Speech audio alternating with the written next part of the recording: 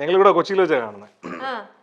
വളരെ ഇല്ലില്ല വളരെ ആക്ഷനിലായിട്ട് കണ്ടതാണ് ഞങ്ങള്. വളരെ യാദൃശികമായിട്ട് ഞാൻ വേറൊരു പരിപാടിക്ക് പോകുന്നതിനിടയിൽ ഈ പറഞ്ഞ പോലെ അവിടുത്തെ ലോബിയിൽ വെച്ച് കാണുകയും അതെ അതെ അതെ ഏറെക്കുറെ ഞാൻ എപ്പോഴാ പിന്നെ അതൊക്കെ സെറ്റാക്കിയത്? സെറ്റാക്കി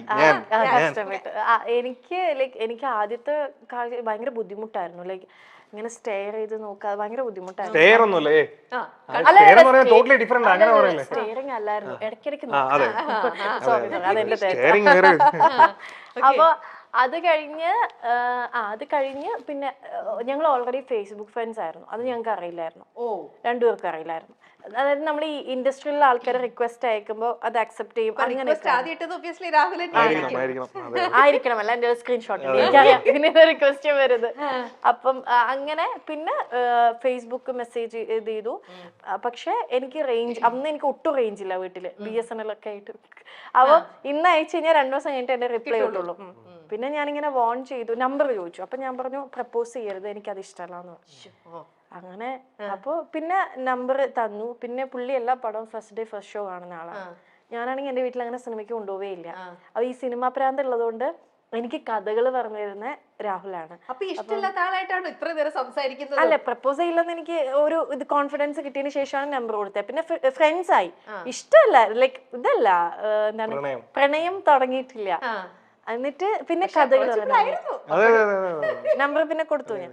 എന്നിട്ട് ഞാൻ നമ്പർ തരാം, പക്ഷേ ഇല്ല. എന്നിട്ട് വേറൊരു കാര്യം കൂടെ ഞാൻ പറഞ്ഞു, നമ്പർ തരാം പക്ഷെ ഇങ്ങനെ പ്രപ്പോസൽ ഒക്കെ ആണെങ്കിൽ ഞാൻ ബ്ലോക്ക് ചെയ്യുന്നു. അതും കൂടെ ഞാൻ പറഞ്ഞു. എന്നിട്ടാണ് നമ്പർ കൊടുത്തത്. ബ്ലോക്ക് ചെയ്യാൻ പറ്റില്ല, അയച്ച മെസ്സേജ് ഇട്ട് 2 ദിവസം കഴിഞ്ഞിട്ടാ. പിന്നെ ഈ സിനിമാ കഥകൾ അറിയാൻ വേണ്ടി വിളിച്ചു തുടങ്ങി. ഈ നന്നായിട്ട് കഥ പറയാൻ പറ്റും. അതില് ഭയങ്കര മിടുക്കനാണ്. ഒരു ഇൻസിഡന്റ് തന്നെ ശരിക്കും ലൈഫില് നല്ലത് ചീത്തയായിട്ടുള്ള എത്രയൊക്കെ കഥകൾ കേട്ടിട്ടുണ്ടാവും അറിയോ? അവന്റെ കഥകൾ തന്നെ ഇഷ്ടം പോലെ കേട്ടു. അല്ല, ഇനിയിപ്പൊ കേൾക്കാനിരിക്കുന്നതേ ഉള്ളൂ. ലൈഫ് ഒരുമിച്ചൊക്കെ നിങ്ങളുടെ ജേണി തുടങ്ങിയിട്ടല്ലേ ഉള്ളൂ.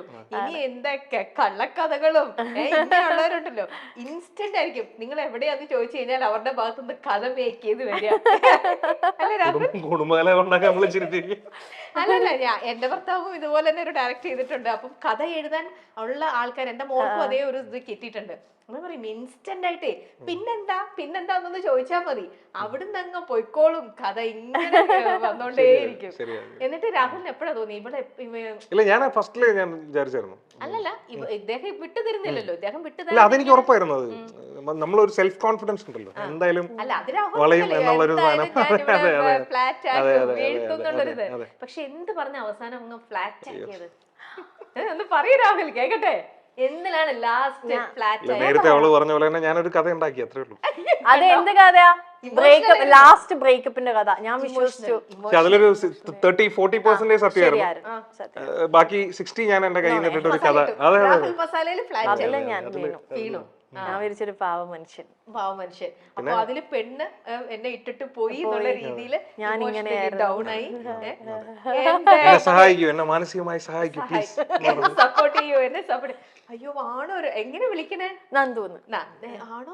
അന്നേ വിളിച്ചിരുന്നത് ആ പേരാണോ? ആണ്. കാരണം ഇവന്റെ അമ്മ അത്യാവശ്യം എന്റെ അടുത്ത് കമ്പനി ആയിരുന്നു. അപ്പൊ ഇപ്പഴും ഞാൻ പപ്പാമ്മ വിളിക്കുക. പപ്പാമ്മ നന്ദൂന്നാണ് വിളിക്കുക. അവന്റെ ഫ്രണ്ട്സ് മൊത്തം നന്ദൂന്നാ വിളിക്കുക. ആണ്. നാട്ടിലും വീട്ടിലൊക്കെ നന്ദുവാണ്. ഞാൻ ചിന്നുവാണ്. ലൈക്ക് അപ്പൊ പിന്നെ നമ്മൾ അങ്ങനെ തന്നെ വിളിക്കാൻ തുടങ്ങി. എന്നെ ക്ലോസ് ആയിട്ടുള്ള എല്ലാരും ചിന്നുവെന്ന് വിളിക്കാം. അങ്ങനെ തന്നെ നാട്ടില് ഫ്ലെക്സ് നന്ദു. അവന് വട്ടം. അത് ഇത്രയും നാളായിട്ട് മാറിയിട്ടില്ല എന്നുള്ളതാ. ഈ ഇടയ്ക്ക് പോലും ഞാൻ ഈ പറഞ്ഞ പോലെ എൻ്റെ ഒരു ബ്രദർ ഉണ്ട്, വർഷങ്ങളായിട്ടോ. അപ്പം ഈ ഇടയ്ക്ക് പോലും ഞാൻ ഈ പറഞ്ഞ പോലെ പുള്ളിയുടെ ഫോൺ എൻ്റെ അടുത്തിരിപ്പുണ്ടായിരുന്നു. എന്തോ കാര്യത്തിന് ഞാനിങ്ങനെ കോൾ ചെയ്യാൻ എന്തിനാ പറഞ്ഞാൽ നോക്കുമ്പോൾ അപ്പൊ ഇപ്പോഴും ഈ ഫ്ലെക്സ് നന്ദു എന്നാണ്. ഫ്ലെക്സ് എന്ന് പറഞ്ഞാൽ എന്താ അറിയാലോ? എന്താ നമ്മുടെ ഫ്ലെക്സ്, ഹോർഡിങ്സ്, ഫ്ലെക്സ്.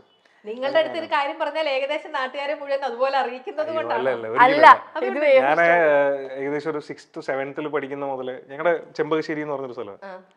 അപ്പം ആ ടൈമിൽ ഈ വിജയ് ഫാൻസ് എന്ന് പറയുന്നത് വളരെ എന്താ പറയാ ഭയങ്കരമായിട്ട് ഇങ്ങനെ കേരളത്തിലോട്ട് ഇങ്ങനെ കൂടിക്കൊണ്ട് വന്നുകൊണ്ടിരുന്ന ഒരു സമയമാണ്. വിജയ് എന്ന് പറയുന്ന ഒരു ആള് വരികയും ഞാൻ കടുത്ത വിജയ് ആരാധനായിരുന്നു. അപ്പം ഞാനന്ന് 6th or 7th എന്തോണം, എനിക്ക് എൻ്റെ ഓർമ്മ ശരിയാണെങ്കിൽ. അപ്പം ഞാനും എൻ്റെ ഒരു സുഹൃത്തും കൂടെ ചേർന്നിട്ട് ഞങ്ങളൊരു ഫാൻസ് അസോസിയേഷൻ സ്റ്റാർട്ട് ചെയ്തു. അപ്പം ജംഗ്ഷനിൽ ഏറ്റവും കൂടുതൽ ഫ്ലെക്സ് വയ്ക്കുന്നത് ഞങ്ങളാണ്. എവിടെ തിരിഞ്ഞാലും വിജയുടെ എല്ലാ 7th 8th അത്രേ ഉള്ളൂ. ഞങ്ങൾ ഈ സ്കൂൾ ബസ്സിനൊക്കെ തരുന്ന ഫീസ് അടിച്ചു മാറ്റിയാണ് ഈ ഫ്ലെക്സ് അടിക്കുന്നതും പരിപാടിയൊക്കെ. അങ്ങനെ വീണ പേര് ഫ്ലെക്സ് നന്ദു എന്നുള്ളത്. 2 പേരുണ്ട്, നന്ദു ഫ്ലെക്സ് നന്ദുവും നന്ദു വിജയ് ഫാൻസ്. ഇപ്പോഴും അത് അതേപോലെ തന്നെ ഉണ്ടെന്നുള്ളതാണ്. വിജയ് ഫാനാണ്, എല്ലാ വിജയ് പടം ഫ്ലെക്സ് അടിക്കാറില്ല, വിജയ് ഫാനാണ്. അല്ലാതെ തന്നെ വിജയ് ഫാനായിട്ട് പോകണം.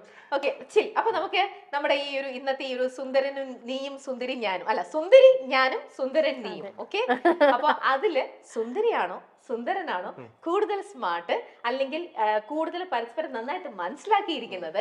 ഇപ്പൊ നിങ്ങളൊരു 6 ഇന്നേക്ക് ഇപ്പൊ ഒരു 7 വർഷമായിട്ടുണ്ടാവുമല്ലോ നിങ്ങളുടെ. 6 വർഷം കംപ്ലീറ്റിംഗേ ഉള്ളൂ, തുടങ്ങുന്നേ ഉള്ളൂ. ഓക്കെ, അപ്പൊ എനിവേ അപ്പൊ 6 ഇയേഴ്സ് കംപ്ലീറ്റ് ചെയ്തു. 6 ഇയേഴ്സിൽ നിങ്ങൾ പരസ്പരം എത്രത്തോളം മനസ്സിലാക്കിയിട്ടുണ്ട്, അറിഞ്ഞിട്ടുണ്ട് എന്നൊക്കെ അറിഞ്ഞിട്ടുണ്ടെന്നുള്ളത് ചെറിയൊരു ടെസ്റ്റ് ചെയ്യാൻ പോവാണ് കേട്ടോ. ചെറിയൊരു റൗണ്ട്. ഓക്കെ, ഈ റൗണ്ടില് തെറ്റിച്ചിട്ട് ആൻസർ പറഞ്ഞു കഴിഞ്ഞാൽ ചെറിയ പനിഷ്മെന്റ് ഒക്കെ ഉണ്ടാവും കേട്ടോ. ചെറുതായിട്ട് നമുക്ക് അഫോർഡ് ചെയ്യാൻ പറ്റുന്ന പനിഷ്മെന്റേ ഉള്ളൂ. പക്ഷെ കറക്റ്റ് ഉത്തരം പറഞ്ഞു കഴിഞ്ഞാൽ നിങ്ങൾക്ക് അഫോർഡ് ചെയ്യാൻ പറ്റാത്ത അത്രയും നല്ല കുറെ ഗിഫ്റ്റ് നമ്മൾ തരുന്നുണ്ടാവും. നിങ്ങൾക്ക് അഫോർഡ് ചെയ്യാൻ പറ്റാത്തൊന്നുമല്ല, ഞാൻ കുറച്ച് മസാല ഇട്ട് പറഞ്ഞതാ. ഓക്കെ, അപ്പൊ നമ്മുടെ ഫസ്റ്റ് റൗണ്ട് എന്ന് പറയുന്നത് ഞാനൊരു പിക്ചർ കാണിക്കും. ഞാനല്ല, നിങ്ങൾ ഒരാൾ അങ്ങോട്ടും ഇങ്ങോട്ടും പിക്ചർ കാണിച്ചു കൊടുക്കണം. എന്നിട്ട് ആ പിക്ചർ കണ്ടിട്ട് അത് എന്താന്ന് മറ്റേ ആളത് ആക്ടിങ്ങിലൂടെ, ചുണ്ടുകൾ അനക്കരുത്, ആക്ടിങ്ങിലൂടെ അതെന്താ സംഭവം എന്ന് പറയണം. ഓക്കെ, 1 മിനിറ്റ് സമയത്തിനുള്ളിൽ ആക്ട് ചെയ്ത് കാണിക്കണം.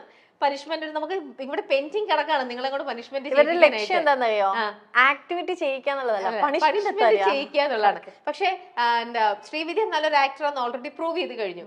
ഇദ്ദേഹം നല്ലൊരു ഡയറക്ടർ ആണെന്നാണ് പ്രൂവ് ചെയ്തിരിക്കുന്നത്. നല്ലൊരു ആക്ടറും കൂടെ ആണോ എന്ന് ടെസ്റ്റ് ചെയ്യാൻ വേണ്ടിട്ട് ആദ്യത്തെ സംഭവം ഞാൻ രാഹുലിന് തന്നെ കൊടുക്കുകയാണ്.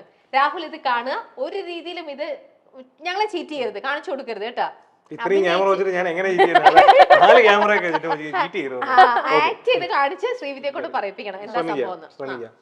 ഇതെന്താ ശരിക്കും അതല്ലേ ഞാൻ ഉദ്ദേശിക്കുന്നത്? അതന്നെ, അവർക്ക് പറയല്ലേ എന്താന്നൊന്നും മിണ്ടരുത്, ഒരു ക്ലൂ കൊടുക്കരുത്. അഭിനയിച്ച് രാഹുലിന്റെ അഭിനയ മികവാണ് ഞങ്ങൾ ഇവിടെ കാണാൻ പോകുന്നത്.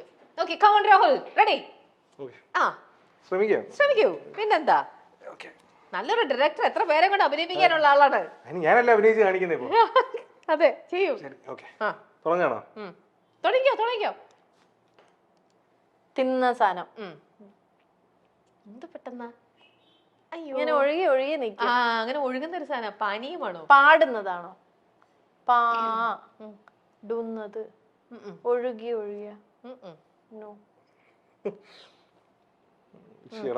ഇതൊരു പഴത്തിന്റെ പേരാണ്. എന്ത് പെട്ടെന്ന്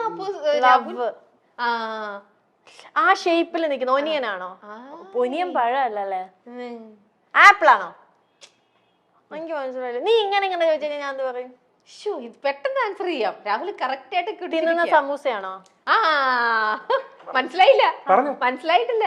തിന്നുന്ന സമൂസ. സമൂസ. ഇത് കൊറേ സമൂസ ഉണ്ട്, അതാ നീ കൊറേ കാണിച്ചു. പാട്ടിന്റെ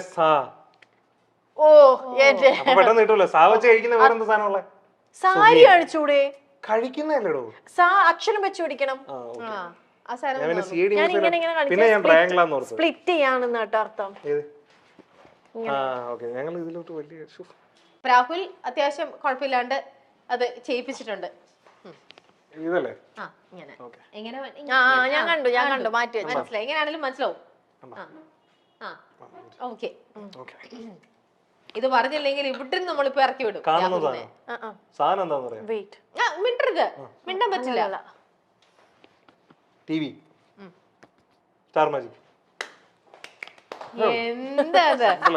എന്താ ഇങ്ങനത്തെ ചോദ്യങ്ങളൊക്കെയാണ് ഉണ്ടാക്കിക്കൊണ്ട് വരുന്നത്. ഇനി അടുത്തത് വീണ്ടും ശ്രീവിദ്യയുടെ ടേൺ ആണല്ലോ. ഞാൻ പിടിക്കാം. ശ്രീവിദ്യ പിടിക്കുക, രാഹുൽ പറയാ. എല്ലാം വളരെ ഈസിയാ. കഥകളിയാ? ആണ്ട് കിടക്കണോ? ഈ സ്പൈഡർമാൻ ആണോ? അതന്നെ.